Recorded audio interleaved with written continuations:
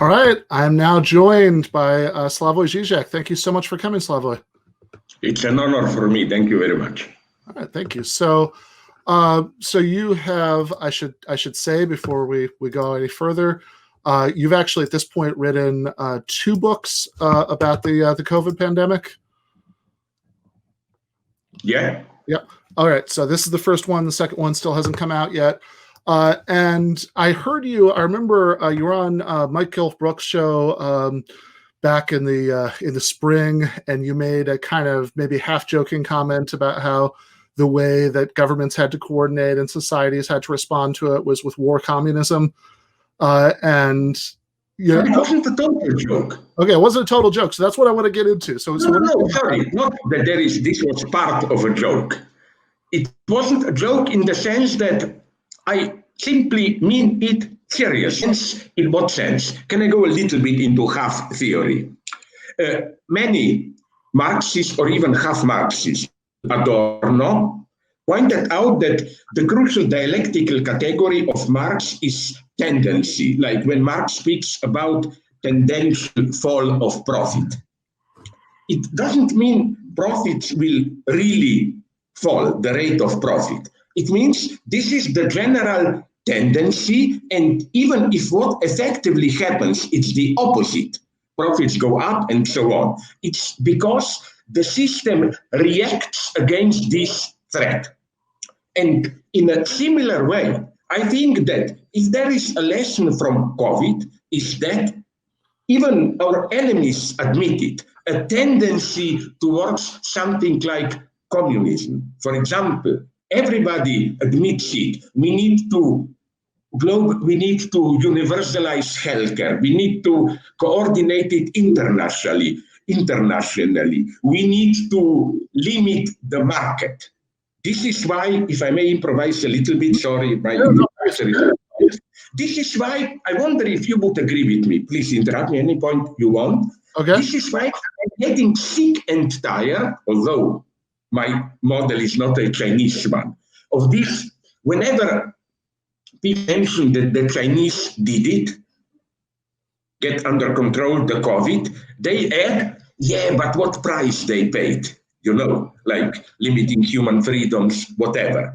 I agree, but nonetheless, the Chinese did it, and the key factor was 2 things. First, as it is clear, even you remember when Trump recorded an interview with Bernstein or who, and he even said that the Chinese president Xi already in January or when warned Trump that this is a deadly serious thing. So the Chinese took this crisis absolute after the first weeks of the usual communist in power oscillation. You try to cover it up, but then when it became obvious what is happening, they immediately took it extremely seriously. And they didn't say, but our economy cannot sustain this market and so on. My God, they put almost the entire country into a lockdown. They were not bluffing. How do you know? You remember all those satellite photos of how the air pollution, the clouds disappeared, and so on and so on. Why did this happen? I don't want to repeat that form, but because nonetheless, Communist Party was strong enough to say, okay, market is nice, it works, competition, but sorry guys, now things are serious, we should suspend it. And they did, in this sense, the right thing. They had a lockdown for 1 month and so on, and now they are reaping the reward. You said something. People in Wuhan can go outside without masks and have parties. What I want to say is that we do it the Chinese way, exactly. It's not even necessary. Take Taiwan, which is definitely not communist. But let's look at the few success stories. I will not talk about New Zealand because they are lucky, the guys there. They are an island and so on. But look at Vietnam, even Cuba, one has to admit it, Taiwan, Chinese don't want to hear that. So what I mean is that it is possible, my God, to. And what I even read in some American business institute, totally pro-capitalist, they said strike with full lockdown when the numbers are still low. Chinese numbers are ridiculous compared to our numbers now. But Chinese, all in all, had less numbers, much less than you in the United States get in one day now, and so on. So it's crucial, this some kind of social control over economy, global healthcare, and so on, whatever you call it. This is a tendency, everybody admits it, to some kind of communism. And what I'm saying, what I wanted to say is that all what is happening now, I found almost more disgusting than Trump's basically return to normality, this great reset idea, you know, which is like the guy called Chris Galloway, or who did the bestseller for New York Times, no? He gives, I was fascinated by his self-description. I didn't read the whole book. He gives a quite correct situation that earlier we had 1 to 4, 20 to 8% rich versus the poor. Now the wealth is concentrated into 3% middle class. We know the story. But then what's his solution against egotism and for love and empathy? How do you translate this? I think it's this new corporate masters like Bill Gates and so on, and they are very important. They signal, would you agree or not, the change in today's capitalism? Because on the one hand, I've written about this a lot years ago, they, for me, one has to be very clear here. Maybe I'm economically wrong, but it seems to me the most obvious proposal that people like Bill Gates, they didn't become as wealthy as they are because of the classical profit. It's not that Bill Gates exploits his workers more and so on. It's rent, I think. Right. All these guys, Bezos, Bill Gates, Zuckerberg, they privatize what Marx called part of our commons. We are probably talking now through some Microsoft software and so on. We order books and so on, many other things now through Amazon. If you have personal message through Facebook and so on and so on. So it's paradoxically a return from profit to rent. Marx described the process of first it was rent. For example, a landlord, you worked, you paid him rent. Then it was a commodification of working force profit. Now we are returning to then, and this is to profit and to rent. And this, I think, is what is crucial today to understand again these new figures, which are even, I agree with some people who said, almost figures of new corporate wisdom. It's not only about COVID. Everything you want to know, there is always somebody like, not so much Jeff Bezos as Bill Gates and so on, somebody like that to give some wise comment and so on and so on. They are our new aristocracy, as somebody said. And I think this is maybe the most dangerous version, this new form of capitalism, the Great Reset, where, if anything, the opposites, the concentration of wealth, the opposite between the wealthy one and the poor one is growing, but it's crucial that this is or presents itself as what? You know, when I was young, we all dreamt about socialism with the human face. Now we are getting capitalism with the human face. Bill Gates, the greatest humanitarian. But do you remember when Elizabeth Warren, she was not as radical as Bernie, but nonetheless, when she proposed a tax plan, which would have implied a very modest rise of taxes, right. Bill Gates immediately protested. Oh my God, this is no longer capitalism, and so on and so on. You know, this is, I think, the greatest threat. The big reset, which is not really what is needed. Is these guys, like Bill Gates, they are not stupid. You know, Bill Gates even had a debate with Piketty. You know this. I did not know that. And said, I agree in many things with you, and so on. So they even at some point, Bill Gates, and I don't know who close to him, defined themselves as some kind of socialists, you know, but if you look at it closely, it's not real socialism. It's just social responsibility of the truly wealthy, and so on and so on. Yeah, so I'm curious, you know, because I guess this gets down to what I was asking with the war communism question. Obviously, just capitalism plus, you know, social responsibility isn't socialism. But when you talk about what we actually do need, or the level of control over the economy that we need, I'm thinking here, for example, of an article that you wrote a couple of years ago after Alexandria Ocasio-Cortez was elected, where you said, of course, we should support these democratic socialists, but it's ultimately not radical enough. What we need is communism. And so I'm hoping now it's possible here that, you know, my academic background is in analytic philosophy. So one of the dangers of that is that really, sorry to interrupt you. Who are your great guys? Whom did you like in analytic philosophy? You remember, she now disappeared from the scene, but Naming and Necessity, the first work of Saul Kripke, even Donald Davidson was not bad. I have to, just to display this misunderstanding, as a Hegelian, I like some type of analytic philosophy, I must say. They can be very, very, in no way have I this standard European arrogance. You know, they are too positivist, they don't know how to reflect on things, and so on and so on. No, okay, sorry, I interrupted. Yeah.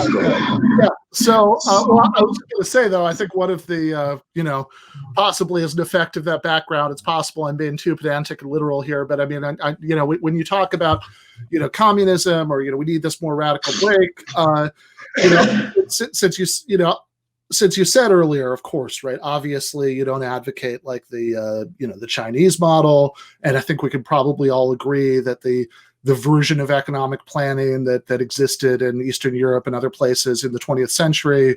That's over. Yeah, that's over. 20th century is over, in the sense that that vision of communism, either it's alive in these pure historical curiosities, relics like North Korea, even Cuba, although, wait a minute, Cuba did pretty well with COVID, you know this. Done very well, but they only had 100. You know, I mean, look, in Ingham County, Michigan, where I'm from, there are 242,000 people and about 128 COVID deaths. Cuba has 10 million people and only 8 more than that, 136. So, and you can say, oh, Cuba's an island, but Puerto Rico's an island, and they've had terrible COVID rates. So yes, but you know what I heard from friends who knew Cuba? You know what they did? You remember, I was in Cuba. Totally private visit, but I looked into it. You know, they had what they call these infamous committees for the defense of the revolution. They control each of these committees a couple of blocks, like if there's some dissident activity and so on. But now they use them in a very nice way to simply look over their domain and ask, so is there some old person there who needs help? Let's control and so on. And it's a very important lesson against the Chinese model. You need local control and initiative. I'm not a believer just in stronger centralized state. State has to be supported from beneath by local communities and absolutely by stronger international cooperation. So all this, for me, points against why communism, it's not just a joke for me to provoke people. Because, you know, don't you think that socialism is, okay, United States is a special case where the word socialism was prohibited till now. And that's what I like with Bernie and AOC and so on. If nothing else, they rehabilitated the term socialism. You are not immediately an outcast, you can use it. But I still have a problem in the sense that, even Gates hinted that maybe in some senses socialism in today's moralistic age isn't it more or less a term for some kind of social solidarity, openness, and so on. So, the system remains the same, but you just do it with a more human face. Right. And so on. That's my limit. But in practical, pragmatic, political terms, I of course agree with it. And why, on the other hand, why I like to use the word provocative, communism. Yeah. Because it indicates a real change, radical change. And I think here, that's why I use the term war communism. Because now it will not be that happy, polymorphous, almost perversity that Marx imagined. There will be harsh times ahead. My God, I'm not taking this from some left lunatics, so-called. The more we learn about what experts are saying to different governments, like now we learn that 2 years ago, some group of experts wrote a memo to Prime Minister, I don't think it was even already Boris Johnson, about what are the threats. 2 years ago, or 3 even, yes. And they explicitly named virus as the first danger, the second one, global warming, and then way after all the China, Putin, or whatever, all that. So I think we are entering a much longer emergency period. It will not be now we get all vaccinated and then the summer will be normal. We don't even know how all this vaccination will function. There are already other strains of the virus, not to mention the real horror. I mean, global warming, its effects. I think the way it looks now, if nothing else, it will come to tremendous, large movements of the population. Millions will have to resettle. How to do this without war? In the past, this did happen, but usually through war. You invaded another territories when yours become cannot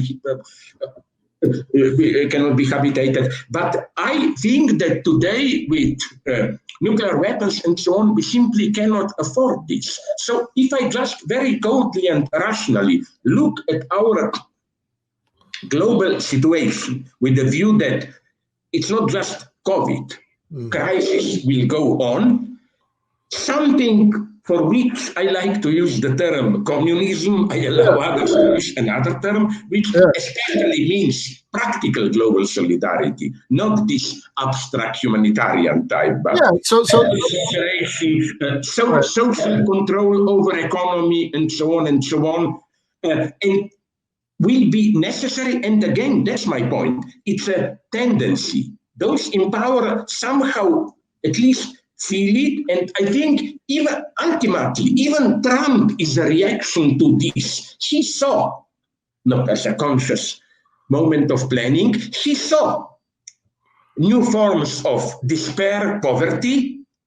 He guessed well the alienation from so-called ordinary people of the democratic establishment, and he entered the scene with his type of populism. That's why now a confession to our viewers and especially to you. Okay. Sometimes I enjoy looking at that America War Steve Bannon's podcast, because it's a big lie, of course.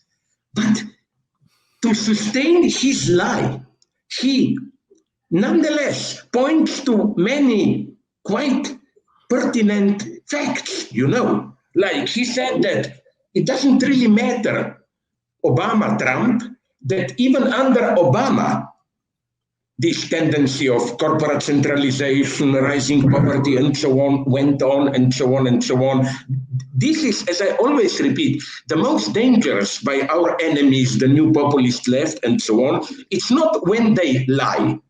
It's when they sustain their lie by partial truth. Yeah, which often, unfortunately, relate to our everyday experience. I talk too much. Please go on. Well, I was actually going to say that last part reminded me. One of the books behind me is one that I co-wrote with Conrad Hamilton, Matt McManus, and Marion Trejo that you wrote an introduction to. That's Myth and Mayhem. And I remember in the introduction to that book that you wrote, you said the same thing about Jordan Peterson, that the dangerous thing about him, was that part of what he said was true, and and that helped to that he was more dangerous, because of those truths, that he was mixing in. But as far as Bannon goes, I think that Bannon certainly points to a lot of actual problems. Yes. Although I think it is remarkable how thin his solutions are, right? So there's a podcast called Red Scare that had Steve Bannon on as a guest a few months ago, and a lot of people were very upset at them for having him on because they're... Is this the two girls from Belarus or Ukraine? Yeah, I was there. Yeah, that's the one, right? And so lots of people were very angry at them for giving a platform to this horrible fact. But the thing is, I loved it, right? I remember Michael Brooks pointed this out at the time, because it was a great interview, because they, instead of just sort of yelling at him for being a bad person like most people do, they asked him a really simple question, which was, you say you're a populist, why don't you support Medicare for all? And it was just so obvious that he didn't have a good answer to that, right? Because so much of his rhetoric depends on all of this stuff about very real things, about corporate power and economic inequality. But the policy solutions, aren't really there. He says, he wants to deconstruct the administrative state, which sounds sort of scary and sort of radical and oddly... It's kind of a scary Derrida. Derrida returning as a monster. Yeah. But it's like, what does that actually mean that deregulation doesn't mean? It's at the very least, it's very unclear to me. But as far as your long-term solutions go, right? So you said you want, you prefer the word communism because socialism has been defanged. But I'm flexible here. Sure, I'm not a fanatic. I just think people, the message should get to people that it's not a joke. It's, that's one of the few moments when I wouldn't say I liked Trump, but I felt, although with that person, I don't think he has really an ego, a self-decent personality. But, when you could hear, Bernstein, when he even played that recording, how you could feel that Trump was really impressed when the Chinese guy, told him, sorry, this COVID, this is not a joke, it's damn serious, So here I agree totally with you to avoid a misunderstanding. Okay, one good thing I already have to say for Steve Bannon is that, but then he made a compromise immediately. You remember, before the elections, and before he was thrown out of the White House, he nonetheless, one must say, he advocated raising taxes to 40%.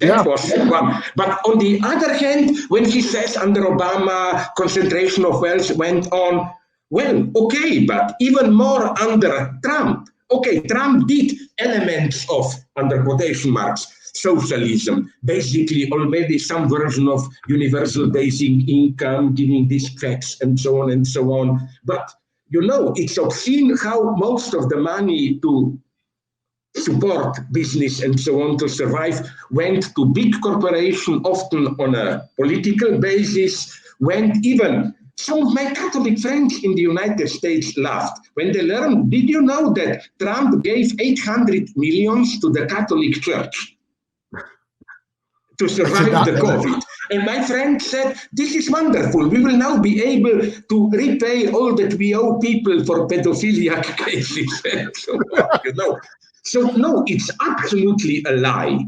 I know.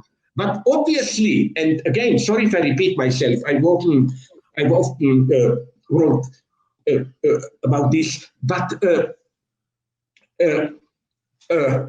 Bernie Sanders saw this clearly. More than this typical Biden obsession, who will cover the center? We should occupy the center. let's not move too much to the left, we will scare the center. We should at least here learn things from Trump, don't you think? Trump did exactly the opposite, and he even consciously alienated much of the Republican establishment, and we should learn the same, I think. That the way, that's why, among other things, let's not go into it in detail, Hillary lost. She was obsessed precisely by this. That's why, if you ask me, I worry very much about the future. I'm not against Americans as people. It's a great nation. They did, my God. How can you hate a nation which produced great Hollywood classics and writers like Dashiell Hammett or Raymond Chandler and so on, you know? But Trump will screw up things so much and leave behind problems that how will Biden cope with it? I hope they will succeed somehow to prosecute Trump or whatever. Because you think so? I mean, like it seems like we never, prosecute former presidents who've committed crimes. I mean, Nixon. Yeah, no, I said I hope. No, I don't believe. I think it's a minimal chance. Although this is, I wrote a text which was very marginalized, but now I love this as a philosophical problem. I connected it to that barber paradox, which was already used by Russell. How a barber who shaves only people who don't shave themselves, can he shave himself? Right. Whichever way you turn it, you are in a paradox. And I tried to apply the same on Trump. A president who pardons other people, can he pardon himself? And so on. But it's the sad thing is, you may disagree with her, but here she made the point, Angela Nagle, no? Mm-hmm. The thing she said, nonetheless correctly, I think, is how this new populist right, they behave in the form of their behavior, not content. They behave in this pseudo-subversive way as once the radical left did. And here, now, what to do? You will probably not agree, but my crazy solution is, what if we adopt, or at least to a point, the language of moral majority? No, not that Nixon moral majority. Look, when I had that unfortunate debate with Jordan Peterson, and afterwards I spoke with him for a couple of minutes, and he admitted to me privately that he doesn't have a good answer to my point. I said, okay, tell him, Jordan, okay, you're against postmodern historicism, relativism, irony, and so on. But wait a minute, Trump is the absolute postmodern historicist, relativist president that you have. Right. It's typical Trump's answer to one of those right-wing groups who call for violence, no? They ask him, what's his stance towards them? And he said, no, they love America and they like me. That's what matters to me. He didn't even enter, this topic, but is it right what they are saying? So I think that I would risk this. It's a risky move, I know. But to say, sorry, we understand you if you are an ordinary, even Christian guy, believer. Sorry. No, Trump is the ultimate relativist, decadent, postmodernist. And that's what I like about Bernie. If there ever was a common, decent person, it's him, And this is an important element. I think this is also why, for some time, Jeremiah Corbyn was doing well in the United States. Now, this was totally, it's clear, a state coup against him in the Labour Party. It's horror what happened there, But what I want to say is that I would shamelessly address also this, what Nixon called silent moral majority. Yeah. Bernie knows this. It's crucial to get them, to tell them that no, this new right, Trump, these are the true nihilistic postmodern decadents or whatever. Yeah, sorry, I talked too much. So I think there's morality in two senses, right? So one is like being like moralistic policing of individual behavior, which I kind of think we have too much of on the left. And I think that especially with the pandemic, some of the obsession with like yelling at people for not wearing masks and things like that is probably unhelpful. But then the other part is moral critique of institutions, saying it's morally outrageous that there are people who lose their health insurance during a pandemic, that there are people who are homeless. And I think Bernie Sanders is very good at that, at sort of channeling that moral outrage at the at the workings of the American economy. Yeah, and this is what I would call effective critique of ideology. That we have an outrage, but how we experience this outrage depends on ideology, how we channel it. Here it's the key trouble, which is why, again, as people wrongly think, my problem with political correctness, it's moralism. It's a fake, false moralism. This apparent extremism. It's just a cover for very compromising stance when you really look at the details. For example, I've written about it, which is for me the most disgusting example.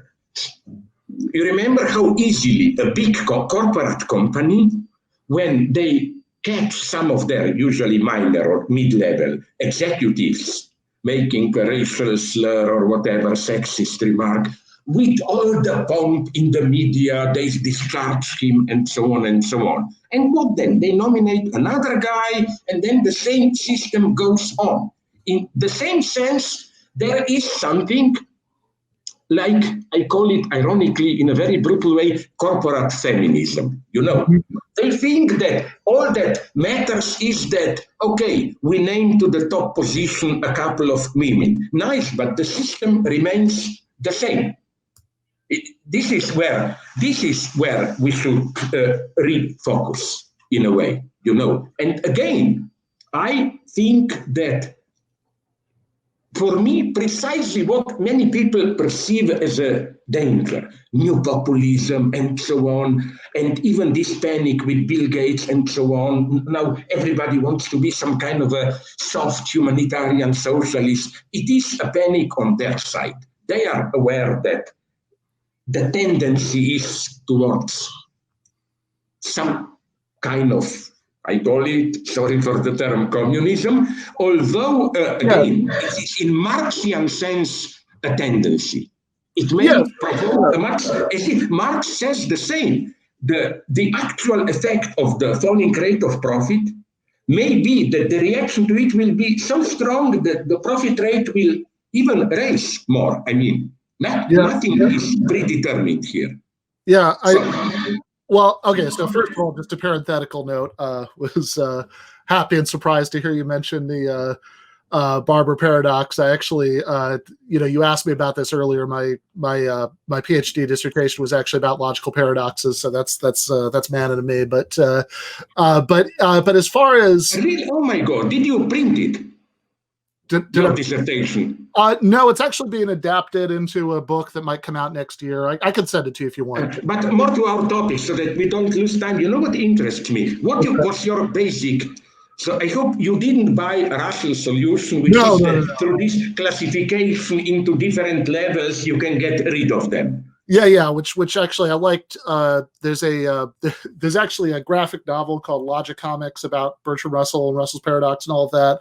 And there's a good line in there where they're talking about Russell's theory of types, and they explain it by using the Barber paradox. And they say that you imagine a caste system where people can only shave people in the caste above them, and you'd have a very hairy lowest caste. But no, I didn't. I don't buy that. I think that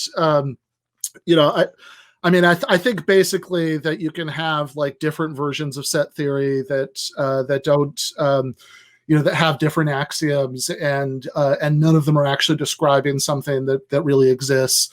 But in any case, I will send it to you. I don't want to get too far off, but as far but the reason I was asking about communism wasn't really about what we call it, wasn't really about terminology, but about I know of course that Karl Marx famously said that he didn't want to write recipes for the cook shops of the future.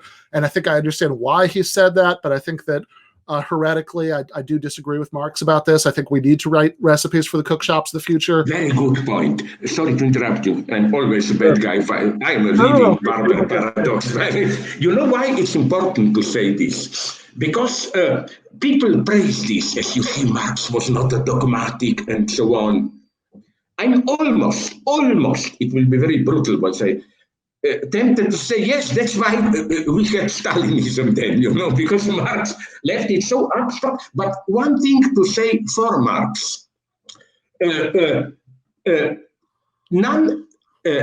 nonetheless, he was not naive here. He was open to history. For example, many subtle readers of Marx noticed that till the Paris Commune, he was much closer to a traditional centralist notion. Strong state, as in at the end of the Communist Manifesto, a strong state will centralize bank, will nationalize banks, big industry, and Marx was, in a positive sense, surprised, shocked by the Paris Commune. Said, my God, this is the first time this new forum. And although Lenin then changed his position, but when he wrote not only State and Revolution, but even in the first month of, Alain Badiou told me this wonderful detail, of October Revolution, I think that Paris Commune was in power, of Paris, of course, for 2 months.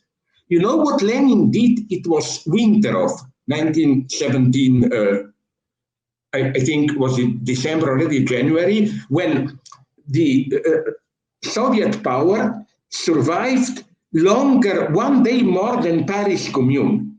Lenin went out and danced on the snow there. Much more than, I don't know what, he considered himself the heir of the Paris Commune. But it's very important what you said. I think this problem with Marx, it's not just a simple failure. Many theoreticians, pro-Marxists, but critical of Marx, notice that Balibar has shown this and others, that Marx didn't have a good, proper theory of political power, authority, how do these things reproduce themselves. And that's, we know more than ever, we need today. Because here, I think, as I write in my volume 2 of Pandemic, which you can order it, but only as print of demand. It will be out in a month or 2 in bookstores. Usually we had leaders with dignified mask, and then you have obscenities behind the mask and so on and so on. But Trump introduced a new logic where, we don't need a child who says the emperor is naked. Trump proudly displays his own nakedness. Right. And the mystery is, nonetheless, he retains his authority. Right. And this is what we should analyze, how authority can survive this radical, how should I call it, disublimation or whatever. How leaders today can even make fun of themselves and so on, appear ridiculous. It even strengthens sometimes their executive power. We have new forms of authority today. It's no longer the traditional authority, and it's typical how in the West we went further here, while Chinese remain classic here. Yeah, so I do want to get back to the communism question, but I think what you just said is interesting because it seems like in Trump's case, really actually a lot of his connection with followers is based on their impression that he's just giving this constant stream of consciousness, expression of his thoughts, and he's often openly extremely petty, and I think that all of that seems to make them identify with him that much more because they feel like they have some kind of human connection with him. Yeah, well, what's important here, that when direct charismatic, or not even charismatic, this classical dignified authority began to disintegrate, we get experts. We get people who say, no, it's not me, I'm just telling you what science or economy or whatever or the law tells me. And now this repressed dimension of the master is returning with a vengeance with people like Trump, who is no longer the old master with some dignity. And here I agree, maybe you will not agree with me, with a figure like Alain Badiou. With Alain Badiou, who pointed out that let's not dismiss masters generally. Sorry, what was Nelson Mandela is not a great master figure. Right. What was Gandhi is not a great master figure. And I still believe that there is an authentic, I try to describe it in some of my books, an authentic figure of the master who is not telling you what to do, but in a way, that's how you experience an authentic master. Through him, through his inspiration, you discover what you really want. And that's what great masters do. Okay, with Mandela, it didn't end well. It was clear, although it was that he had to do that compromise. It didn't, right? I mean, the end of apartheid was one of the great victories for human freedom in the 20th century, but they also had to compromise on all of their economic programs. Yeah, but they are paying the price now. You know what? I am afraid that now that economic situation is getting, it's not a total catastrophe, but a little bit worse in South Africa, that they will fall into the Mugabe trap. Instead of changing the system, let's blame the white, but keep their own new wealthy class untouched. Because my friends are telling me in very simplified terms, in South Africa, basically what happened is only that the old white ruling class was joined by a new black ruling class, while the majority of black people remained more or less at the same level of standard of living. Okay, more freedom, no direct racist oppression, but don't underestimate this. Much more crime, violence, and so on and so on. And here, I just think again that expertise is not enough. You need an inspirational figure of a master. And from here, we should attack Trump. The problem of Trump is not that he is a master, but that he is a clownish, ridiculous comedy of a master. I don't know who, a good analyst wrote, I quote somewhere, that Trump is not a dictator. He's somebody who plays dictator on TV. I remember Matt Taibbi had a great line when a few weeks ago, when a lot of liberals were fainting about the idea that Trump was gonna have a coup. There was a point where he got rid of Defense Secretary Mark Esper, and people were saying, "Oh my God, he's staffing the Pentagon with his personal loyalists." There's going to be, and Matt Taibbi said, it's not that Trump would morally object to a coup. It's that 2 minutes into planning it with his generals, he would get bored and wander off and have a burger and watch TV, and that seems, But you see, that's why, although I don't underestimate the danger of Trump, I never liked this quick short-circuit Trump a fascist. It's a totally different structure. You never get a fascist which openly behaves in such an obscene way, making fun of himself and so on and so on. It's another type of authority. I also don't think my Israeli friend Yuval Kremnitzer developed this nicely. How I don't think that Trump really wanted to overthrow democracy. It's true, he did feed distrust into established ritualized democracy. He did flirt with this people's power, not ritualized election, all the committees, procedures. But nonetheless, he never made this step of, okay, let's be a fascist and really take power, because I don't think he really had a determinate plan. He lived in this in-between area of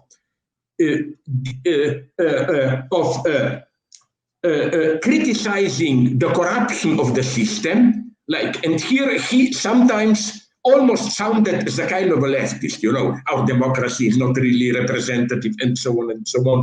But he never really wanted to overthrow it. I don't think he had this potential, if you ask me. Do you think that No, I don't think he did at all. In fact, I don't even think that when he ran for president the first time, I don't think that he particularly even wanted to win. I think that he wanted to be in the spotlight. He probably wanted to get to get better TV deals and so on, and that he was enjoying the experience. But I mean, he didn't. I think he was more surprised than anybody was when he won. But I want to bring on Amber Lee. Hi. Hello. You hear us? Okay? Yeah. I can, yeah. Thank you. It's time that we would be accused without you, Amber. We would be accused of some kind of a male binary patriarchal logic. We need. Well, I just got here. We'll see how it goes. So. Okay. Fair enough. You want to brutally intervene? Absolutely. That's the only way to intervene. Sorry? It's the only way to intervene, brutally or not at all. That's a nice Marxist lesson. I see that Marxism is not lost in the United States. Thank you. Please. So you are the boss, Ben. You direct us now. Yes. All right. So yeah, I do actually want, and by the way, Slavoj, I hope you come back, because in a future conversation, I'd really like to try to drill down into your recipes for the cook shops of the future, about communism. But I should. But I don't have a precise recipe. When people ask me, what do you mean by communism? My idea is, look what even when conservatives are in power are forced to do now. Distribute billions, which is not founded in any market logic and so on. Now people then tell me, okay, this is just to go through the crisis. Yeah, but this crisis will not disappear in 2-3 months. You will have to go on, and it will go on and on and on. And something will have to happen here. Either, again, this great reset with a totally controlled society, which I think all this bubble idea, we will live in isolated bubbles. Yes, maximum 40% of us, the 60% will still stay out and so on. I mean, to whom did I dedicate my pandemic volume to? You know how many countries are in the world which are heavily hit by COVID, but their situation is so horrible that they don't even think about it. COVID is a minor threat. Like I read about Yemen. It's under terrible COVID inflation of cases. But sorry, they're in a civil war. They have many more problems. It doesn't even enter. We should never forget this, that COVID is, as it appears now, maybe there is some historical justice in it. Not so clearly, but more or less, the problem of Europe, United States, Canada, and maybe some parts of Latin America, where nonetheless it's getting a little bit better now, because I notice even how our classification of COVID, first wave, second wave, is Eurocentric, basically. Latin America had a totally different rhythm, and so on and so on. Sorry. Yeah, fair enough. And I guess, thinking about, you were talking earlier about what Cuba has done to contain, COVID with committees for the defense of, the revolution, and all of that. And I think that might tie into what we were talking about earlier about the difference between that sort of what you talked about as the moral majority in the good sense, like Bernie Sanders, and moralism, right? Because it seems to me that, again, so much, especially of liberal discourse about COVID, is purely about culture war. About whether you wear a whether you're wearing a mask or not. As like a symbol of individual virtue, which is a good place to invite Amber to brutally intervene in the conversation. I mean, I was thinking about early on when I was actually in the sort of early COVID days, and I was interviewing an old like nightlife legend. I won't call her old or whatever, in this sort of like drag queen scene. And she had been a big Bernie Sanders advocate. And she had also, you know, as a gay man, like lived through AIDS. So she was suddenly seeing again people being terrified of other people. And it reminded her, she doesn't really care about pronouns. It reminded her of being a gay man and you know, narrowly avoiding this, you know, terrible disease that killed all of her friends in this era. And more troublingly, it was the sudden presence of people's fear of one another that sort of brought everything to a head. And there was so much animosity about it. And it was like, who is putting people at risk? Who is putting people in danger? And there was very little attention paid to, for example, how Reagan was responding to it. Or in the UK, the same thing with Thatcher.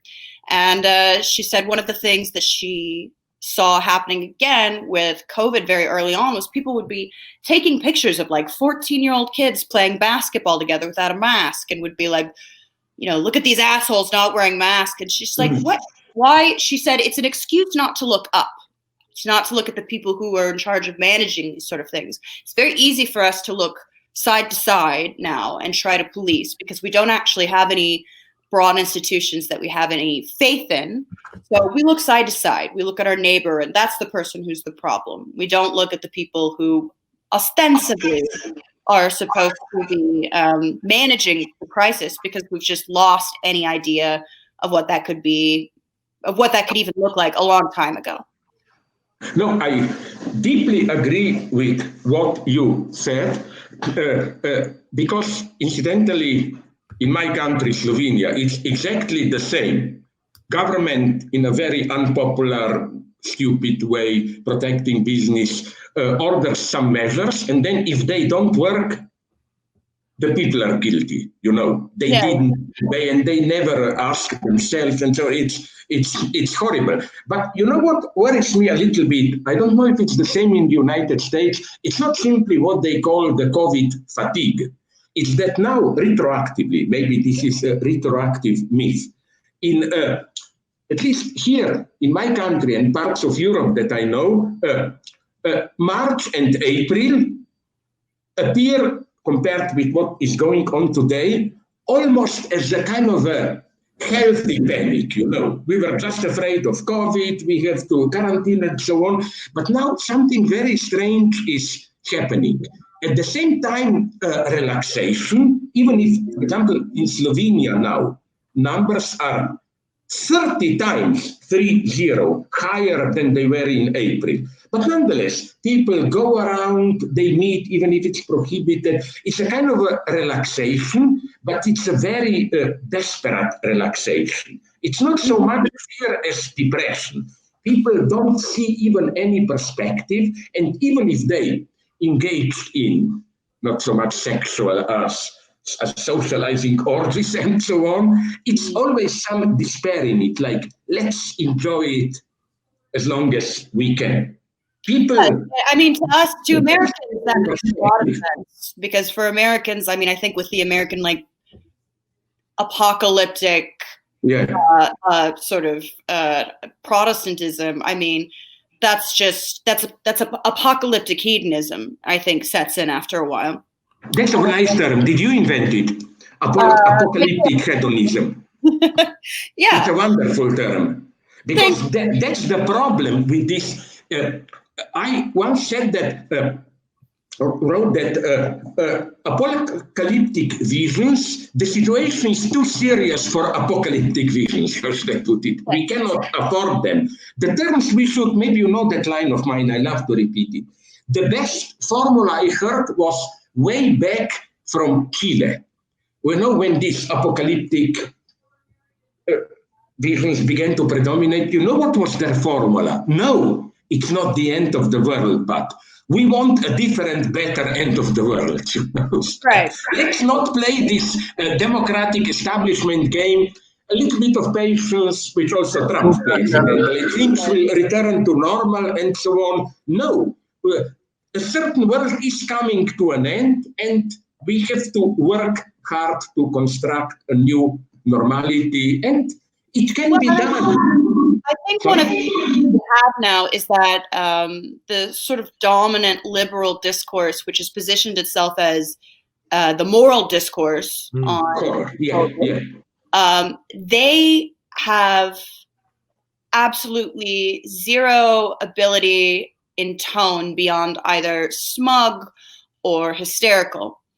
And not only is the hysteria completely alienating, but it actually, I think it undermines the actual urgency of the situation. Because the thing about panic is that it's rarely ever warranted. There's rarely ever a reason to panic. Yeah. When there is a reason to panic, that's when you definitely need to not panic.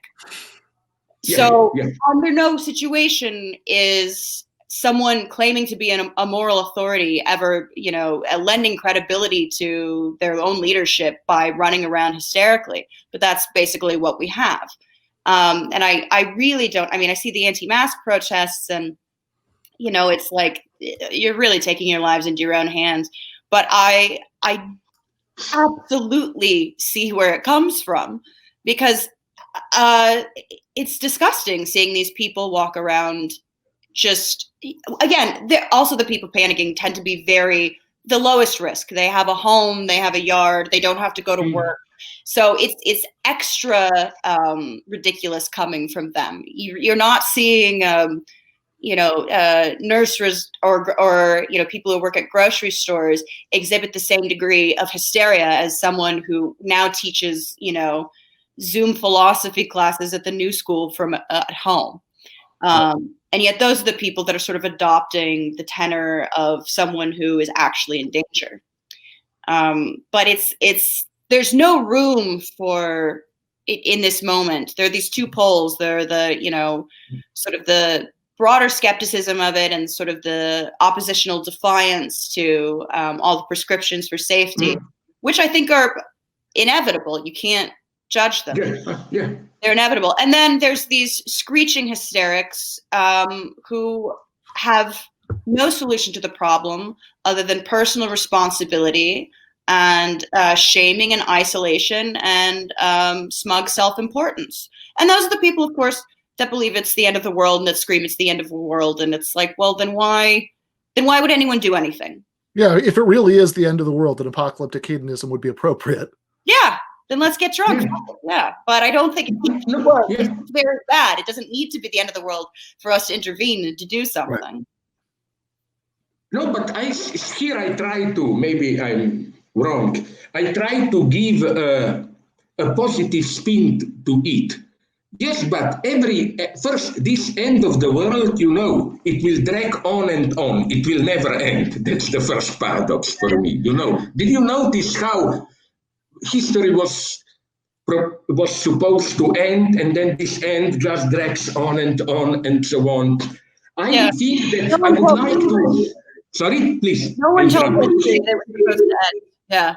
Yeah, but it's one interesting point. Maybe somebody, I don't know who told me recently, even on a podcast, maybe Fukuyama, who began this story of end of the world, do you know, is it true or not? Isn't so bad. Somebody told me that now he changed his position and that he supports Bernie Sanders now. He advocated for basic welfare interventions and also just recanted his entire proposition. He was like, oh, apparently there isn't an end point. Nothing is fixed, which I think, I applaud him for. Once you see history happening again, you can't stick your head in the sand. It's not the history that we wanted, but, in some ways it is encouraging because the future is not written. And that is good. So that's why you said something wonderful. If I may to engage my professional corruption into a kind of philosophy, rather playing with terms, do you have it in English? I don't think you do. In French and other languages, we have it. There is a wonderful distinction between two terms for future, futur and avenir, but they're not the same.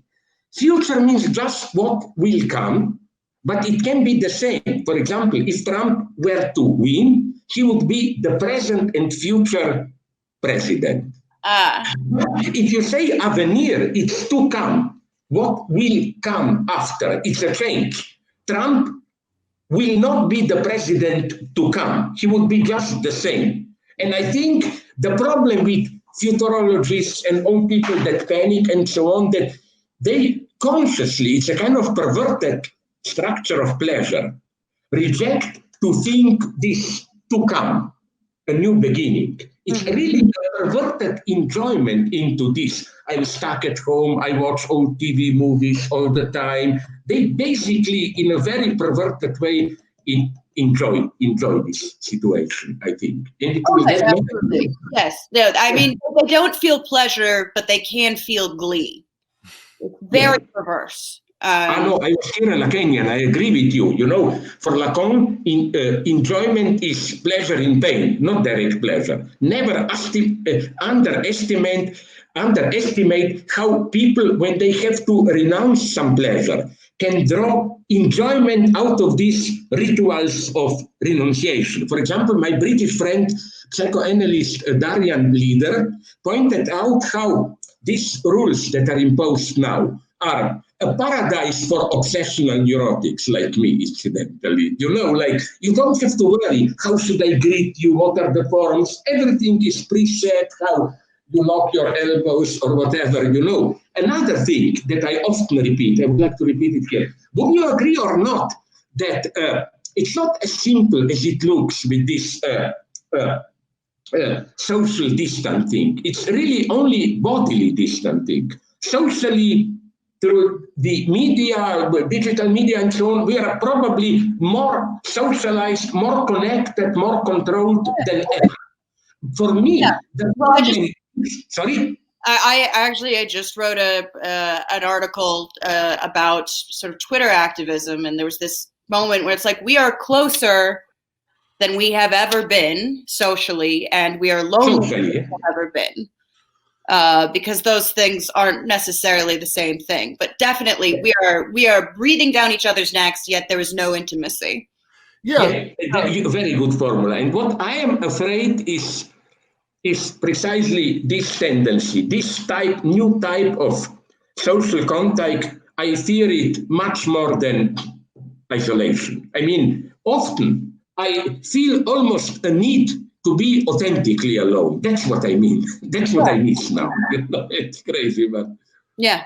So the article Amber is talking about, it's called the problem with hashtag activism, and it came out, I think, in Catalyst like a couple months ago. I'm exactly the kind of strange nerd who'd like keep a copy of Catalyst in the bathroom and like read through it all the time, and.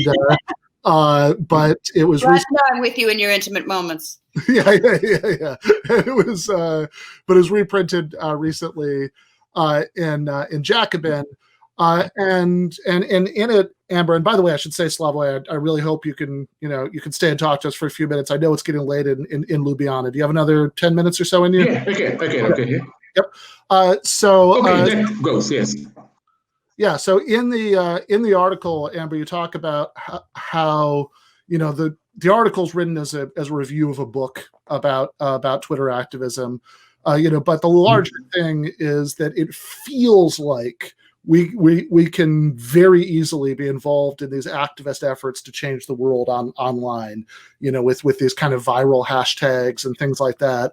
And there's all this stuff that's been written in celebration of this and how amazing it is and how participatory it is. What seems to be left out of that is that none of it ever seems to work. Yeah. And even the authors themselves, the examples they use, I mean, the Greek referendum vote, Occupy Wall Street, the Arab Spring, nothing worked. It doesn't work, but they're so, they're so pleased to see activity.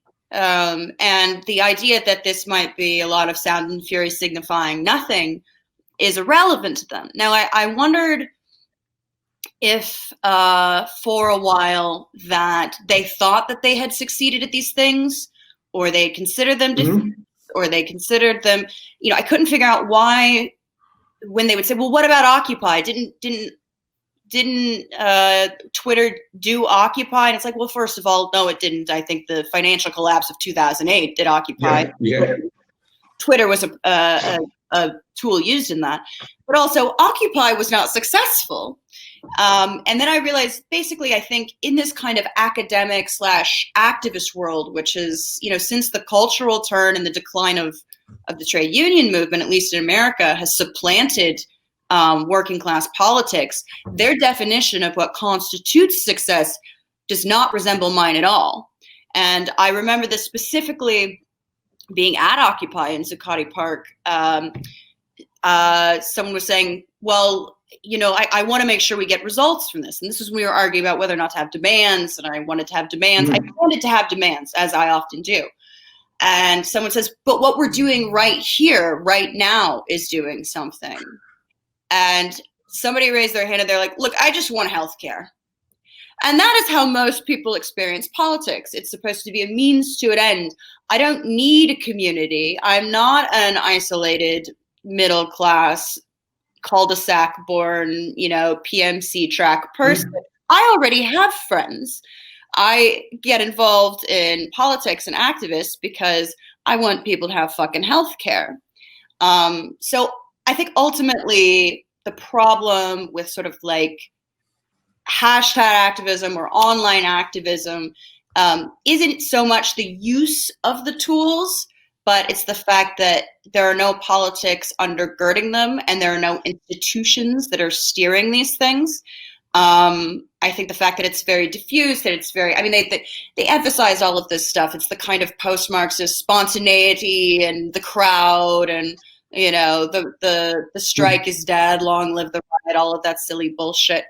But it's represented very much by, and facilitated very much by the way social media functions. And what it is capable of doing with activism is generating more activism, not generating power or building institutions or certainly not, affecting change in the world.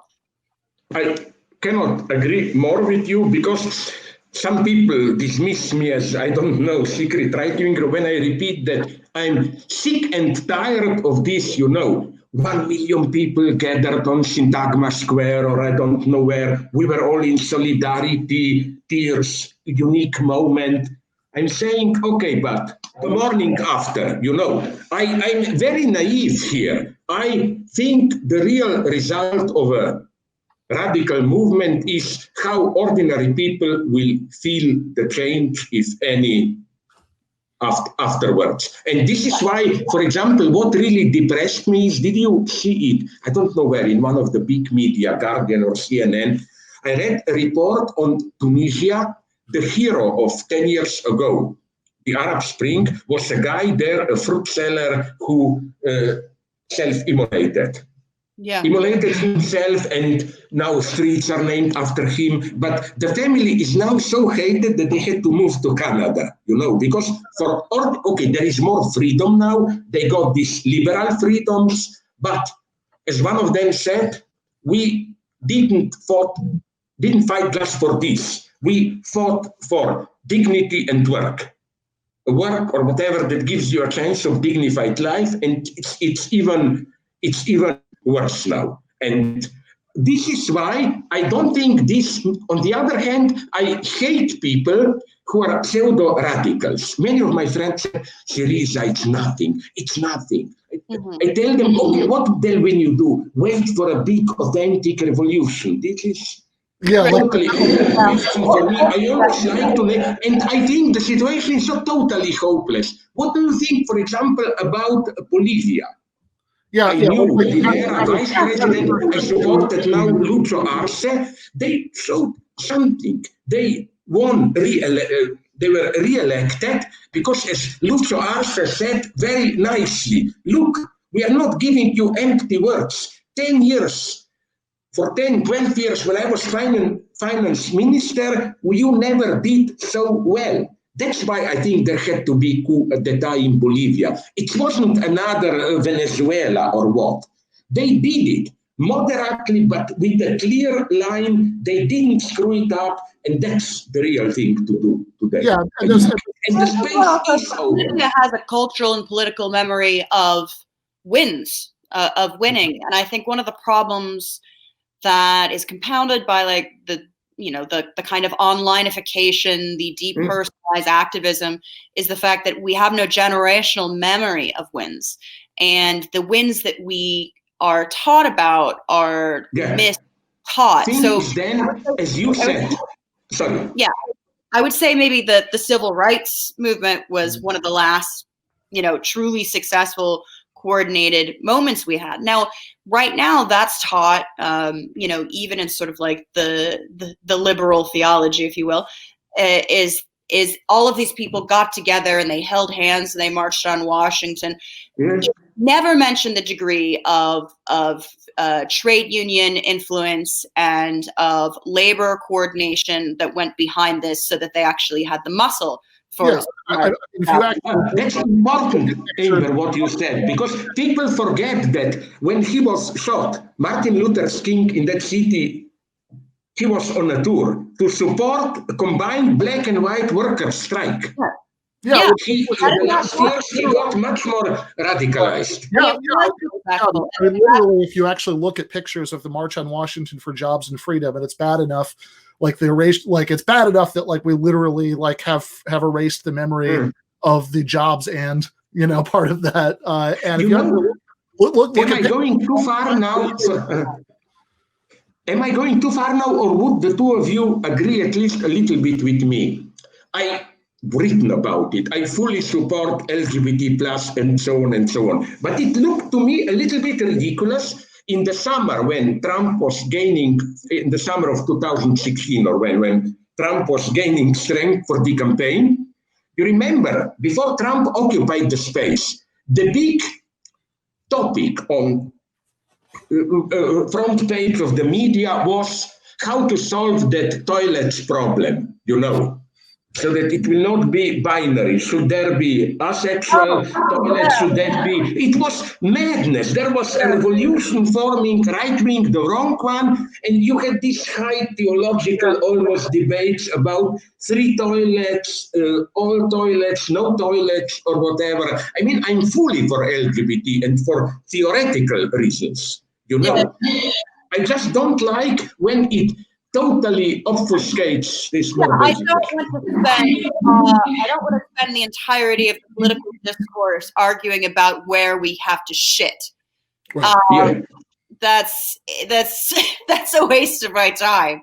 I mean, also, to me, just being a purely pragmatic person, I'm like, you know what? Make every bathroom a stall. Everyone enjoys the problem solved. Remove the conflict. Who cares? Don't turn it into a battle. Everyone benefits from a private bathroom anyway. Who gives a shit? But I think it had more to do with demonstrating what side you were on, what your political identity was. Yeah. That's the terrible thing that I think has developed and has been exacerbated by this sort of online stuff, is that like politics has become a moral identity rather than a means to an end. It's, are you the good guy? Are you the bad guy? That's absurd. People have interests. People have concerns. People do have morals and values, but the whole point of politics is to wield them in such a way that you shape a world that looks the way you want it to look, that functions the way you want it to function. Would you agree then, Amber, with me? I'm seriously concerned with this problem that some of this, your criticism, holds, I think, even for a certain type of popular middle class ecological movement. For example, I have friends who always buy organic apples and so on, all that stuff. And I always, to provoke them, tell them, do you really believe in it? That those apples who look more rotten but cost much more than the genetically modified, some of them were honest and openly told me, no, but it makes me feel good to be part of a big thing and so on, all that to show solidarity, to do something for Mother Nature and so on. That's why I repeated this line many times in my books, but I find it, that's why for me, the supreme ingenuity of today's capitalism is what they're not doing it so much now. What Starbucks did years ago, the message was, our coffee is a little bit more expensive, but 1% goes to save Guatemala children, the other percent.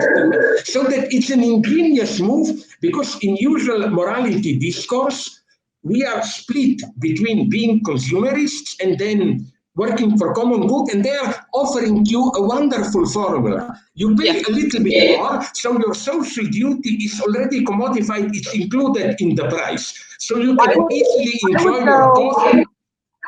I would go one step further than that. As much as you are not supposed to even think of yourself as a worker, but as a part of the Starbucks family, I remember working for Starbucks as a barista during the time when the CEO was fighting tooth and nail to prevent us from getting health insurance. And not only do they tell the consumers of Starbucks, like, you're being a good person, you're saving the world by drinking this coffee, which no one really believes, but they want something. People are very desperate.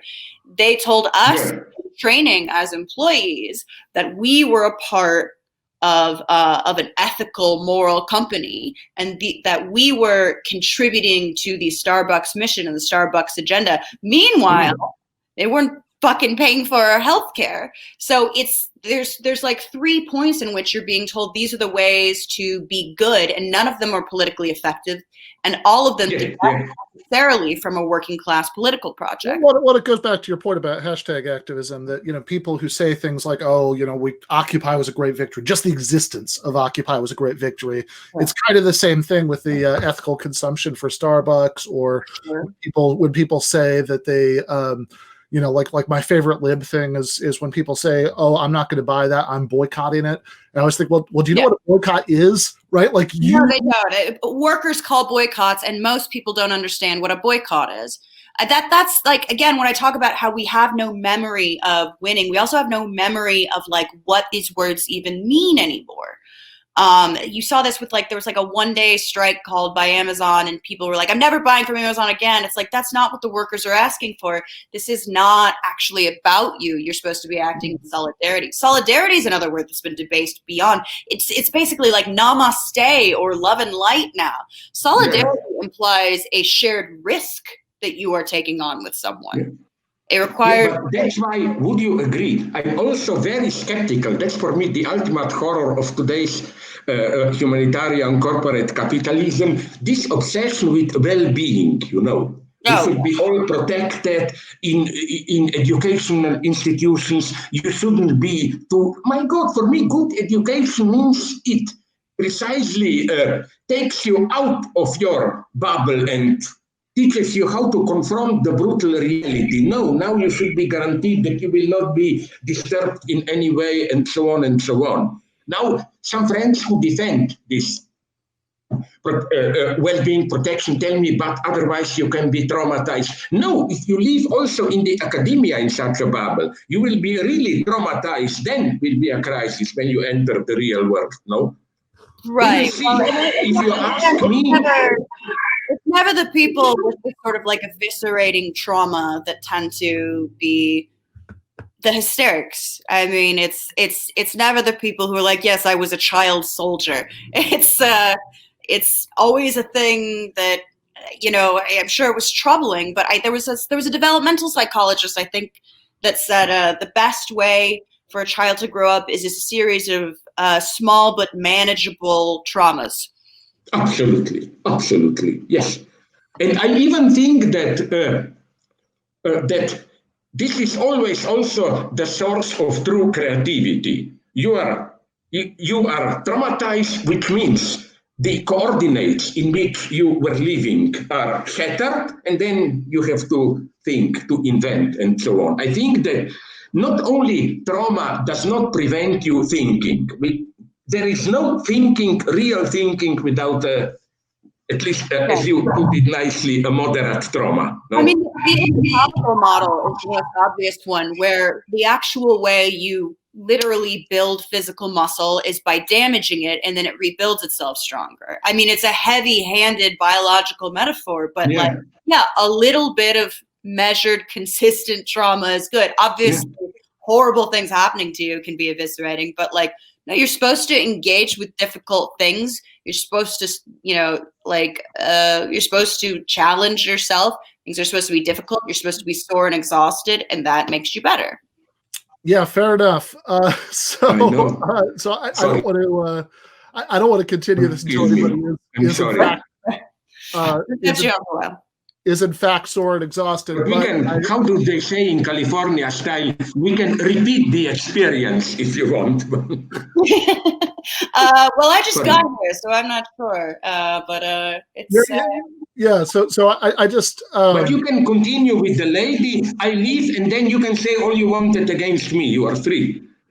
Never. I never say anything behind anyone's back. I only say it to their face. You know what's my worst humanitarian joke? When I'm caught saying something against somebody behind his or her back, my excuse is, but I'm a war human being, I cannot hurt you. If I say to you face to face, it will be offensive, so I'm sorry. Out of my humanitarian spirit, I'm only saying it behind your back. Very kind. Very kind. Very kind, very kind. Yeah. I like it. So the Žižek theory of shit talking, you heard it here first. I really appreciate this Slavoj.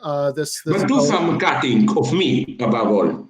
Yeah, no. Censorship. Yeah, and we'll cut it all in extremely misleading ways, make it seem like you were saying things that you weren't really saying, So that's my idea. That's what I like. Did you see? I want to repeat this case. Did you see that movie, The Thin Blue Line, where a guy says to get a guilty person condemned, every average prosecutor can do. To get an innocent person condemned, you need a really good prosecutor. Not so. That's what you do. Then much I have. All right, fair enough. Thank you so much. Sorry, how do I go out? I will. I have a time, although you know that here in Slovenia it's much worse. We are a nation of 2 million, which has between 1,500 and 2,000 cases per day. Per capita, we're at some point the worst in the world. So, goodbye. Goodbye, Slavoj. Godspeed. So goodbye. that's quite a goodbye. What a charmer. Yeah, I remember last year. It seems like 20 years ago when he debated Jordan Peterson. Think like that. The best take on this I saw was from this Canadian journalist Mark Clifton, who. In his article about this was like, he wasn't doing what a lot of leftists wanted him to do. So people were very frustrated by it. They wanted him to like rhetorically own and destroy, They wanted a West Wing episode. Yeah. Where President Bartlett gives the stirring speech and the Republicans are just stunned into silence, Žižek is not President Bartlett. What's that? Žižek is not President Bartlett. No, not whatsoever. He's a very gracious and thoughtful person, enough so that he will talk to Jordan Peterson as he meanders on and doesn't know what he's talking about. Yeah. And also, I think too, the weird thing about that moment was like, you already have an idea of what you believe. This event is for like 15-year-old boys who no one will talk to because they're stinky and annoying, but who have to hear and who benefit from hearing ideas actually debated. There is a value to that. And it's like, oh, that's juvenile. It's like, yeah, well, there are these people called juveniles. Yeah, juvenile from juvenile things. Yeah, and I think that he correctly saw that like most people who like buy Jordan Peterson's books or, give money online or whatever, are not hardened reactionaries. They're just confused dudes. I considered, and I said this openly, and for a long time, like a lot of my male friends really disagreed with me. I'm like, the ascendancy of Jordan Peterson is a good sign. Because insofar as alienated, young, downwardly mobile, formerly middle-class men need many fathers, or else they, become mass shooters, I think him and Joe Rogan are some of the better ones. God knows it was pretty dark there for a while in the kind of like, incel world. And the kind of like major voices that I think a lot of young men had to turn to were really menacing. And Peterson is just kind of like a scoldy, whiny, silly dad. But I think what a lot of sort of progressive men resented about it was he's like, if you want a girlfriend, you have to clean your room. And they're like, he's so sexist. I'm like, you don't care that he's sexist. You care that he's telling you to clean your room. That part he's right about. And no woman I know was as mortified by Jordan Peterson as a lot of the, my beloved fail son friends. Opposing him would be is somehow a progressive male feminist bona fides rather than kind of passing the buck on adulthood. Yeah. And, Joe Rogan is actually like, he's all over the place. I mean, I don't think he can be accused of having. Most people are politically idiosyncratic. And if you can't deal with that, you've decided, most of the world is going to hell and is a bad person. Yeah, because most people, they have political impulses, they have political reactions to things, but and they have experiences that probably don't look anything like yours. So it makes sense that they probably wouldn't come to the exact same conclusion you did because you have a fucking minor in women's studies. Right. Plus, just like most people have jobs and families and lives, and they have all these things to do. Being into politics is a weird thing. It's a weird thing to dedicate time to, particularly because, the ultimate, galaxy brain of being a political thinker is realizing that, one, it is niche, and two, the people who ignore politics are technically correct because they're like, I'm not going to influence this. Right. Actually, we're the weirdos who are like, maybe this time, which is like, the definition of insanity. Yeah, no, absolutely. And look, at least Joe Rogan, it's an eclectic mix. There's some reactionary stuff in there, but at least he supports Medicare for all. He's very I remember actually back in January, right? It was just before the Iowa caucus when he endorsed Bernie. I wrote an article about this with Michael Brooks for Jacobin, and we said that the just about, and I think this actually does take us back to hashtag activism, how insane it is that there were people, and I know a lot of this was ginned up by supporters of other campaigns or whatever, but some of it was organic, that there were all these people who were outraged. It wasn't organic. If you're that easy to gin up, if you're that much of a fucking sucker, come on, wise up. Yeah. Got you right where they want you.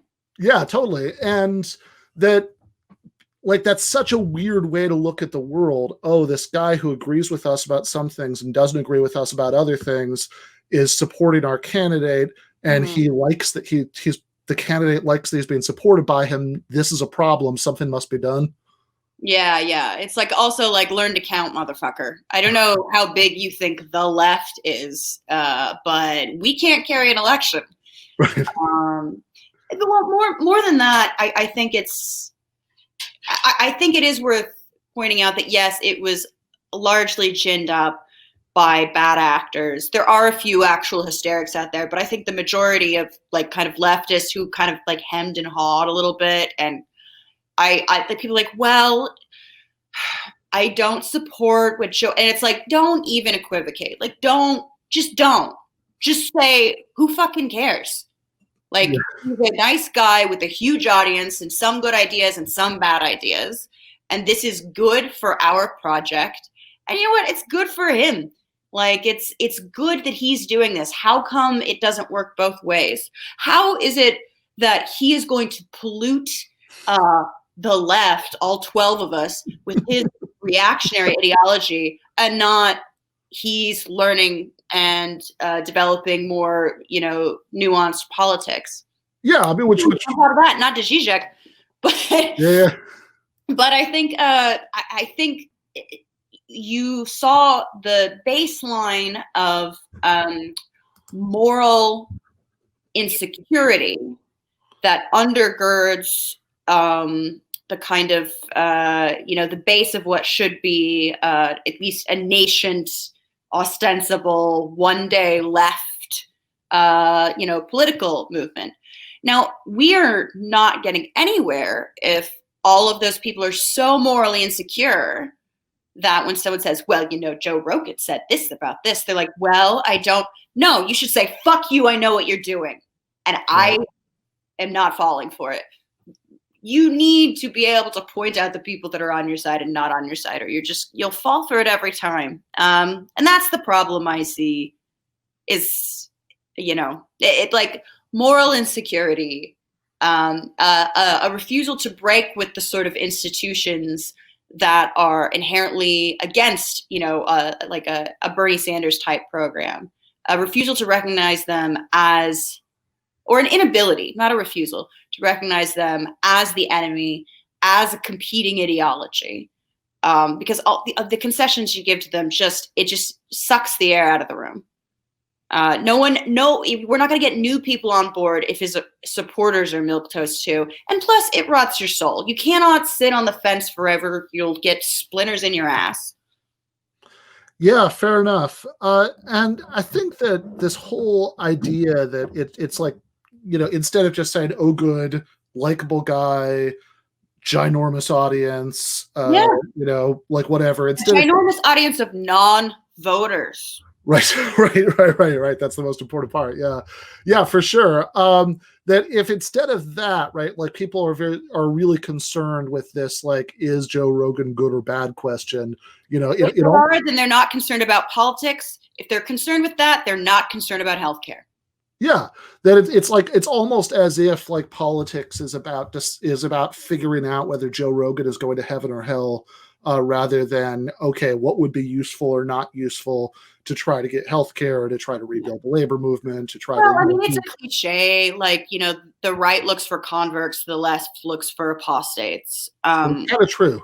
But it is kind of true. And that is a thing that happens, I think, particularly when the left is on its back. We're on our back and like 6 feet under.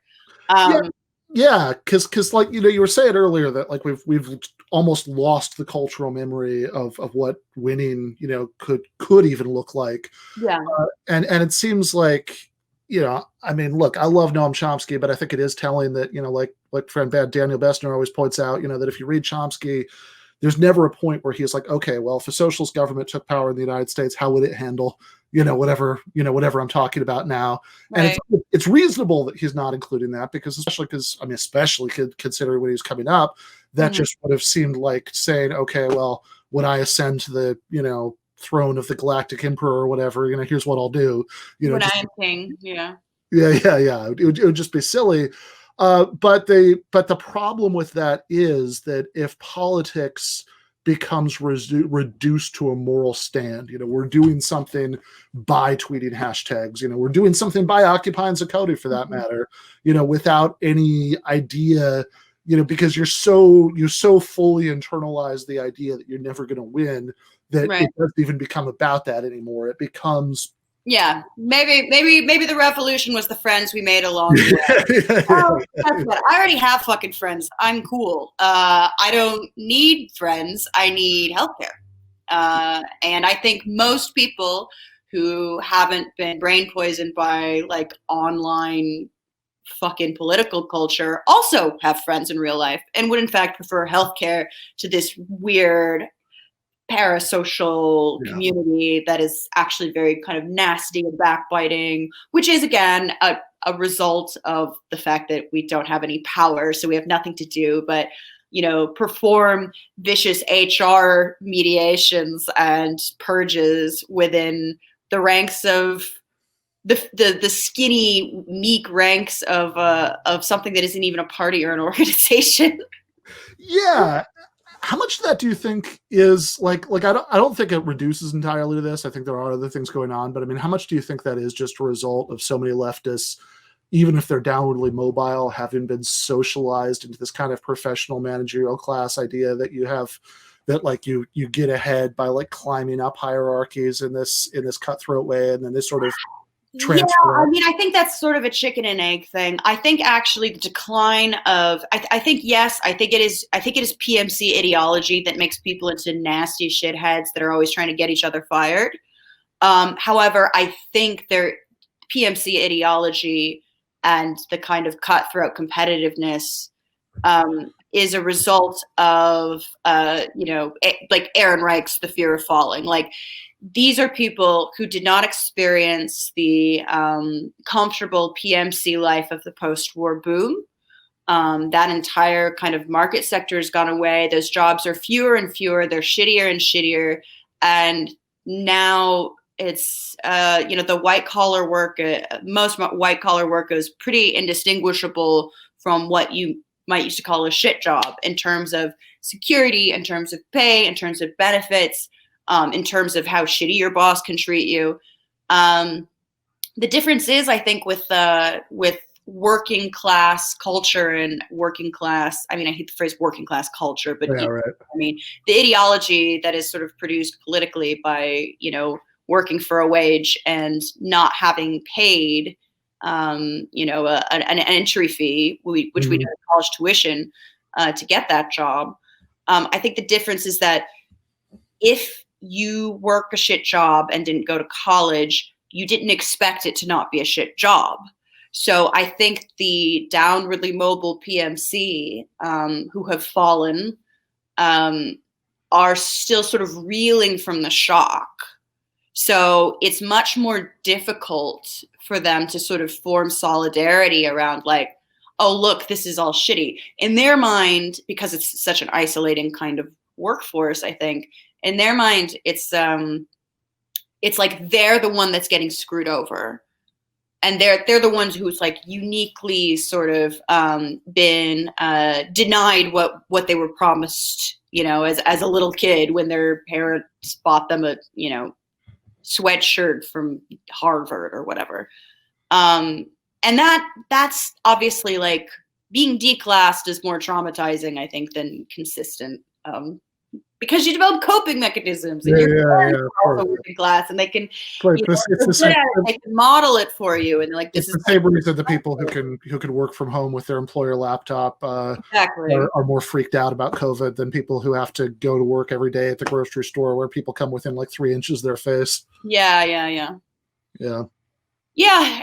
And at the very least, regardless of their concern and their panic and their genuine understandable fear of catching the disease, they have a sense of, well, this is my job. And also, hey, stoicism is a virtue. And that's definitely been lost among the PMC, which is why hysteria is essentially social currency. Like, the more scared and screaming and damaged and freaked out you are, the better your wounded bird act, the more capital you have in these kind of like completely socially mediated interactions. They're the nastiest fucking people. I do not envy them. Fair enough. No real friends, no real just like colleagues. Oof. Yeah, that's one of those terms, colleagues. It's like it's creepy, like, in a weird way, right? I mean, obviously, all the terms that that like corporations develop to describe their most like beaten down subservient labor force, like associates and stuff, that's creepy in one way, but like colleagues is creepy in a completely different way, because it just seems like what's like what are you like as a human being if you just like say that without like irony, or you just oh yeah, no, that's my colleague. I taught intro to essay writing at NYU, which is one of the few places that allows someone without an advanced degree to teach something, because they're like, hey, what if you learned writing from writers? I said I wanted my title to, because they're like, you're not a doctor, but like professor doesn't necessarily mean the degree. And I'm like, I would like to be known as an essay writing sandwich artist. That's my title. Like, if I could pick it. Fair enough. Well, this has been essay writing sandwich artist Amber Lee Frost, explaining why if you want to do politics, you should log the fuck off and not confuse what happens on Twitter with politics, which is something that we could go on about for a very long time, but I would get depressed. So thank you so much for coming, Amber. Yeah, thank you for having me on.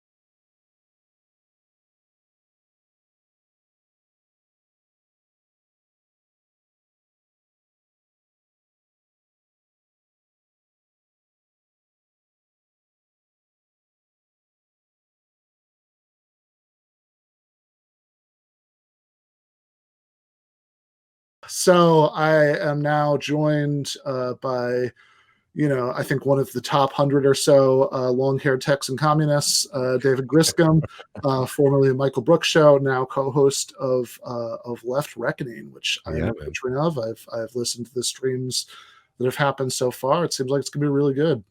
Yeah, and for anybody who's still hasn't been introduced to it, January 7th is going to be our first actual show, because we've just been doing these streams, which have been really fun and are very nutritious. But proper guest format shows starting January 7th. I'm really looking forward to that. Yeah, and actually I haven't gotten a chance to listen to it yet, but I think it's cool that you're doing it.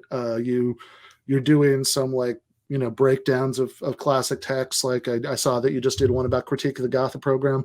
Yeah, man. So I think Matt and I are going to try to go through some of the more foundational texts in like Marxism, and I also think we might expand that a little bit to just like socialist theory, socialist philosophy. But we just did a real deep dive into the Gotha Program, which was felt very pertinent today. So definitely, look out for that. And I think we're going to try to do the Communist Manifesto and a couple of those other texts soon too, which I'm looking forward to. Yeah, that's good too, because I mean, like both of these things, it can be really I think that people are trying to like find their way into like the Marx singles, collected works, it could seem like you're climbing this like ridiculous mountain of text, that like especially anybody who's ever like tried to like break open Capital, and you have to like wade through 50 pages about about a yard of silk, and how do you make a jacket? Yeah, exactly. But so I think I think like it's a really good idea to do these very like short and accessible texts. I mean, Critique of the Goth Program, Critique of the Modern Communist Manifesto, those are both things you could read in an afternoon. But there's like so much there that I think like if so people can like read it along, and then they can like listen to to you and Matt talking about it. And it seems like a really good way to get a solid chunk of Marxist content there. No, exactly. And one thing Matt and I have been trying to make sure that people get is that, look, I've read those texts a bunch of times, and it's still it's a little bit of a task to go through it. Time wise, they're short, so you can actually do it in an afternoon, but it takes those things 2 or 3 times really, I think, to get it. So just trying to be really honest with people, but also, showing folks that like you can read these texts, like they aren't these kind of inaccessible ideas, or, they're not too difficult to get into, but, it takes a little bit of work and a little bit of humility. But anyways, it's been really fun. I'm hoping to do a lot more of that going forward. Nice. Well, let's get some. So you're switching over to bourbon. Well, rye. This is very nice. This is Whistle Pig. So it's a rye, I think from California. Anyway, it's really good. But whiskey at any rate. So I said last time that that in when I first had the idea for for this segment, I wanted to recreate the experience of being out after a night of bar hopping, and and going over to the Griscom apartment in Brooklyn, and you'd always like pour a little whiskey, and we'd listen to some country music, and you'd tell me about it, and it was a good time, and I want to other people get to experience that. So what are we talking about today? So today, so I open up beer because I feel like it's only just to do it for this guy, Tom T. Hall. Yeah, I like beer. One of the great songwriters of all time. Yeah. And he also wrote one of the great beer drinking anthems, the very mysteriously titled "I Like Beer," which is personally one of my favorite songs. It drives my girlfriend crazy because I sing it all the time. But the song "I Like Beer" is literally just like, "I like beer. It makes me a jolly good fellow. I like beer. It helps me chill out and makes me feel mellow." Just really fun, beautiful song. But for people who aren't familiar, and I'm just going to be completely honest, I'm not going to be able to do just Tom T. Hall in this segment. You really just have to spend some time listening to his music, because he is an incredible performer, an incredible songwriter, and was behind so many great hits. So before we get into any of the songs that he actually performed, I don't know if you're familiar. Have you ever heard the song Harper Valley PTA before, Ben? I actually had. I'm trying to remember how I actually. Not a very long time before, because if I remember, I might be getting my wires crossed here. Mm-hmm. But yeah, when you sent me the playlist of stuff to listen to for to prepare for this discussion, when I heard it, I definitely heard it before. I think I'd heard it because they mentioned it on the podcast Cocaine and Rhinestones. Yeah, definitely. Yeah. For people who aren't familiar, that is just it was a super hit. It was an international hit.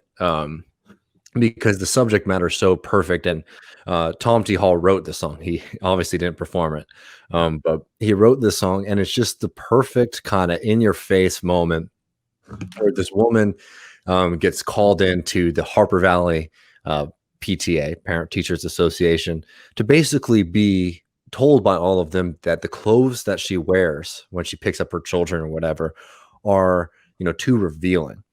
And instead of just taking it, the singer in the song basically puts everybody else's dirty laundry out in full view of the town. And there's a couple lines from it's like, well, Mr. Harper couldn't be here because he stayed too long at Kelly's bar again. And if you smell Shirley Thompson's breath, you'll find that she's had a little nip of gin. It's a hilarious song. It's like very defiant. And it's a kind of moment I think most people can relate to, where it's just like, you're just being bogged down in bureaucracy and passive aggressive nonsense when every single person in there is just as yeah. Well, I mean, God, go back to what I was talking about with Amber. I mean, it's like when people this thing that's happened several times, right? Not just, I mean, it's probably happened 1,000 times, but several prominent times where somebody will like try to cancel somebody else over old tweets. Sometimes they'll get the first person fired, and then other people get pissed off about that, and they'll look up the old tweets of the person who like initially got the other person fired, and they'll get fired from whatever they do, and it's like one of these like insane dynamics, and really, actually, I think that gets to that definitely gets to part of what I was talking about. That 100%. I mean, you want to build a left that doesn't feel like the Harper Valley PTA meeting, but yeah, I think that's exactly it. And like the Harper Valley PTA song is like an anti-PMC song before the PMC was a concept, or in most people's lexicon. Like it's 100% the anti kind of PMC totally attitude.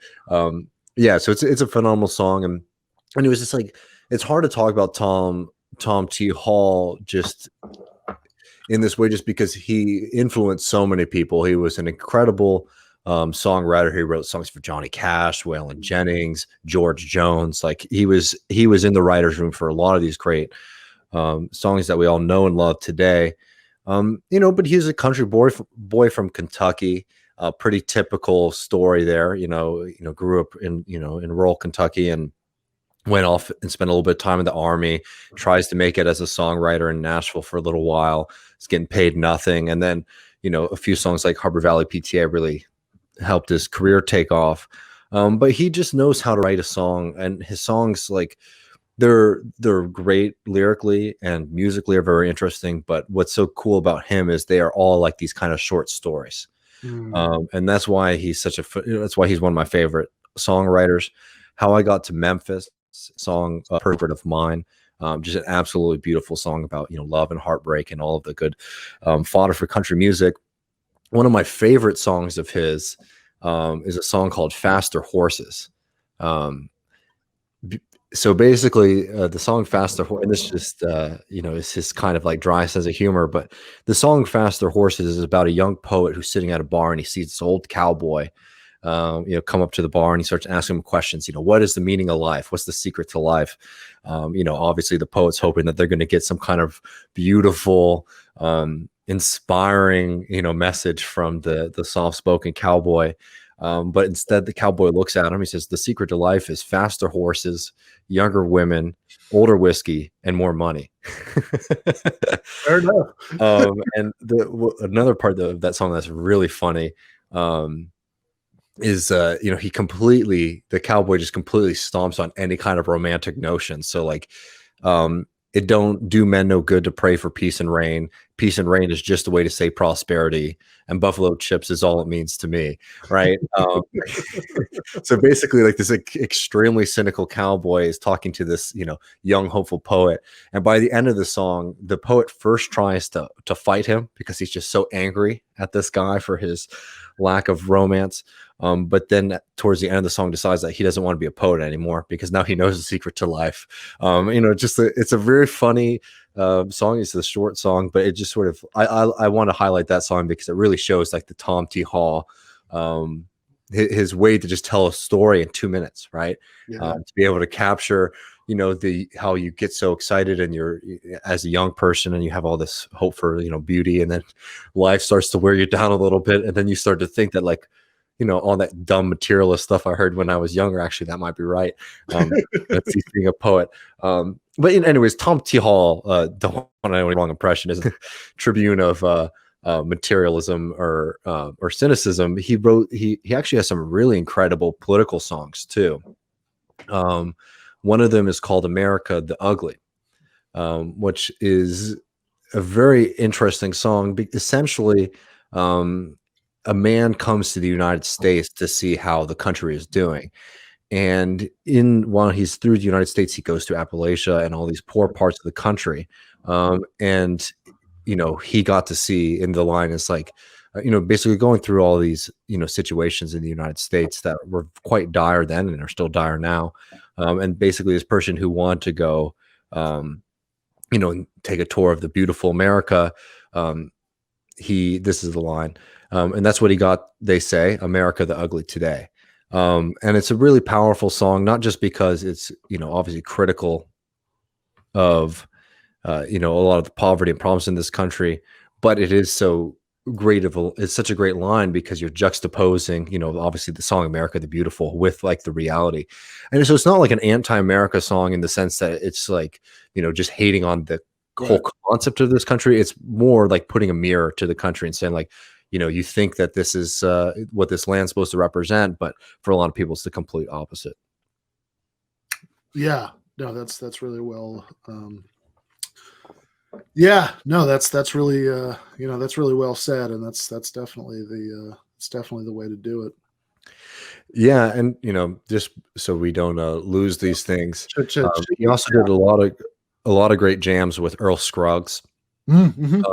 I don't know if people aren't familiar. Earl Scruggs, so I'm a banjo player, Yeah. and there's literally a style of playing banjo, the style I learned, called Scruggs style. So this guy's one of the great American, musicians of all time, and Tom T. Hall wrote a bunch of songs with him, and they did them called Storyteller, Tom T. Hall, and The Banjo Man, which is really fun. He also has some great songs like called The Country Is. And, it might be a little cliche or corny, but I love it so much, especially, I'm out of New York now, but especially when I was living in New York, this kind of anthem of what it means to be country. Country is living in the city, but knowing your people and knowing your kind. Country is what you'll make it. Country is all in your mind. Country is working for a living, thinking your own thoughts while loving your town. And yeah, so anyways, Tom T. Hall is a great one. He's still around today. But he retired from music in the early 90s, so he's just sort of hanging out and living his best life, and cheers to him. Hope he's having a good one tonight. Yeah, no, absolutely. I think that's a good note to end on. Thank you so much, brother. I really appreciate it. This is I should say this is the last regular episode we're doing this year. Where next, if you're watching this on Monday, next Monday, the 28th, they're just going to play the Sopranos, the second Sopranos recap bonus episode at the usual Monday time slot, and then we'll be back the week after. The first week of first Monday of January, at which point there are going to be various format changes. It's going to be same time slot, 7:30 Eastern, but it's going to be live. Producer, Forrest is going to have a little bit more of an on-air role. We're going to do weekly patron bonus episodes. Probably call them something cheesy like "Give Them More," and it's all really good and really exciting, and I'm really looking forward to it. And yeah, I just want to say, thank you, brother. This has been like, I think in the first, GTAA year one, in 2020. I mean, obviously, things started in all sorts of ways. We don't have to recap now, rough circumstances, but it's, I think these first 19 episodes, have been a good time, and you've been a huge part of that. Well, thank you so much, man. I'm so proud of, all the work you're doing over here, and it's been really beautiful to watch. And with that, I am going to sign off. That Sopranos recap episode that I just mentioned is pre-recorded, so that's already in the bag. Getting patrons will probably get that tomorrow or the next day at the latest. But everybody else is going to get it on the 28th, so that's going to premiere at the usual time slot. And then, like I was just saying to our comrade David Griscom, we are going to be back with the new format the first Monday of January. So if you want to support us in all this, please do consider becoming a patron. For $5 a month, you will get started in January. The benefits are changing, of course. Instead of getting early access to the episodes, you'll get these weekly Give Them More patron bonus episodes, and you'll continue to get existing benefits like the access to the Discord. It's basically a discussion forum, and the Discord office hours, group voice chats that we've been doing a few times a month. And most of all, I mean, I think, not to be too cheesy about this, I think you get to support, something that I think could be really good. I think it's already been really good, and I think it's going to get a lot better. And obviously, I guess as a kind of closing thought for 2020, I just want to say that, when this show started, it started when I was still in shock from the death of my good friend Michael Brooks, and obviously, of course, the pandemic's going on, which the whole thing was just kind of a summer of horrible things for me. But it also, this sort of confluence of all those horrible things also made me think a lot more about what I want to do with my life, and how I want to, kind of continue the work that I started to do with Michael, when the Michael Brooks show still existed and I was doing those weekly debunks, and how I could maybe take that into a new form. And it was very galvanizing in terms of thinking about all those things. So, I guess, I'll just say, this is, everything that I do is very much in Michael's memory, including the fact that I always sign off this way.